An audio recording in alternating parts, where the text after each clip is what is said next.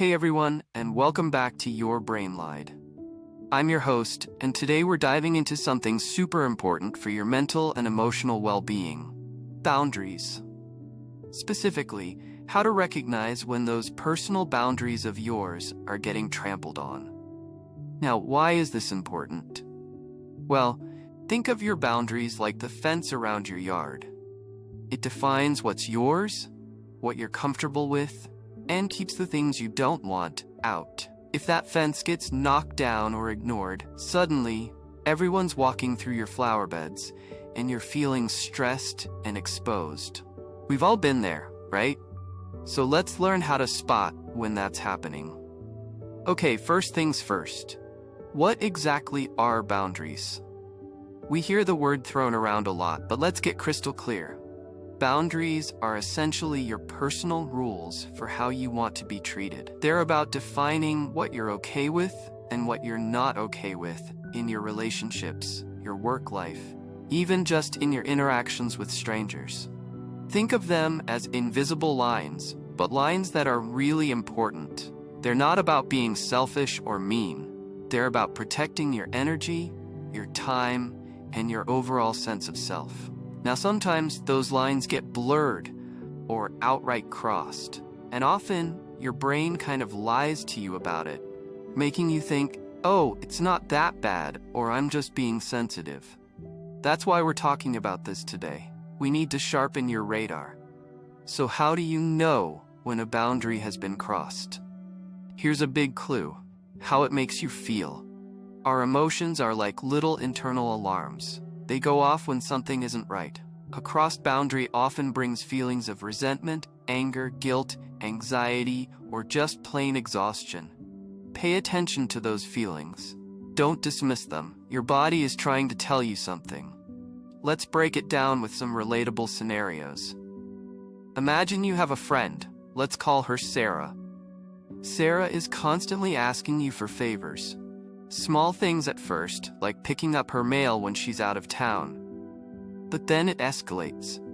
Suddenly, she's asking you to watch her dog for a week or help her move all her furniture. You're already stretched thin with your own stuff, but you agree because you don't want to disappoint her. Every time you say yes, you feel a little pang of dread. You find yourself making excuses to avoid her calls, and you're secretly annoyed every time she asks for something. Those feelings, my friend, are your boundary alarm going off. Sarah is probably unaware she's overstepping, but your boundary of "I can only give so much of my time and energy" is being violated. Here's another common one: the workplace boundary. Let's say your boss, Mr. Henderson, expects you to be available 24/7. He texts you on weekends, emails you late at night, and expects immediate responses even when you're on vacation. You start feeling burned out, stressed, and like you can never truly disconnect from work. You find yourself resenting your job, even though you used to love it. Again, those feelings are signals. Your boundary of "I need time outside of work to recharge and have a personal life" is being ignored. It's easy to think, oh, I'm just being lazy, or I should be more dedicated. But no, healthy boundaries are essential for preventing burnout and maintaining your well-being. Another example?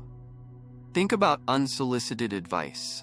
You're talking to your family about a career change, and your well-meaning but slightly overbearing aunt, let's call her Carol, immediately jumps in with a barrage of advice.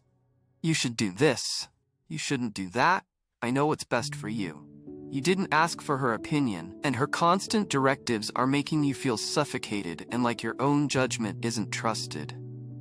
Your boundary of "I want to make my own decisions" is being challenged. The tricky thing is, these scenarios often involve people we care about, making it even harder to recognize the boundary violation. We don't want to hurt their feelings or create conflict. But remember, protecting your boundaries isn't about being mean. It's about being respectful of yourself. So, what makes it so difficult to spot these boundary crossings? There are a few reasons.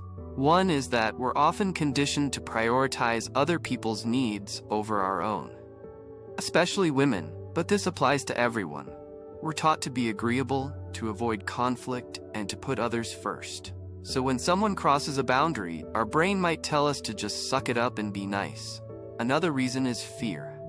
We fear that if we set boundaries, people will be angry, reject us, or think we're difficult. This fear can be paralyzing. We'd rather suffer in silence than risk upsetting someone else. Your brain is lying to you, telling you that maintaining the peace, even if it's at your own expense, is the best option. It rarely is. Finally, sometimes we simply don't know what our boundaries are. We haven't taken the time to reflect on what we're comfortable with and what we're not.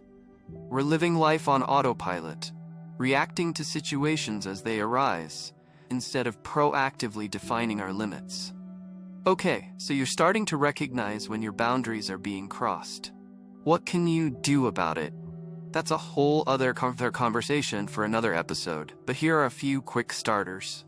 First, start by acknowledging your feelings. If you're feeling resentful, angry, or uncomfortable, don't dismiss it. Sit with it, explore it, and ask yourself, what boundary is being violated here? Second, practice assertive communication. This doesn't mean being aggressive or confrontational. It means expressing your needs and limits clearly and respectfully. In the Sarah example, you might say, "Sarah, I love helping you, but I'm really stretched thin right now. I won't be able to watch your dog next week." Simple, direct, and honest. Third, remember that it's okay to say no. No is a complete sentence. You don't need to offer a lengthy explanation or justification. Just a simple "no, thank you" will often suffice. In the Mr. Henderson scenario, you could politely say, "Mr. Henderson, I'll be checking emails again in the morning. Thanks for understanding." So here are a few reflection questions to take with you this week. 1. Think about a time recently when you felt resentful or uncomfortable in a relationship or situation. What boundary might have been crossed? 2. What's one small boundary you can start setting today to protect your time, energy, or emotional well-being? 3. What's your biggest fear about setting boundaries, and how can you challenge that fear? Setting boundaries is a process, not a destination.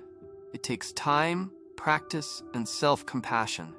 Be patient with yourself, celebrate your progress, and remember that you deserve to have your needs met. Thanks for tuning into Your Brain Lied, and I'll catch you next time. Subscribe to the channel. See you in the next video.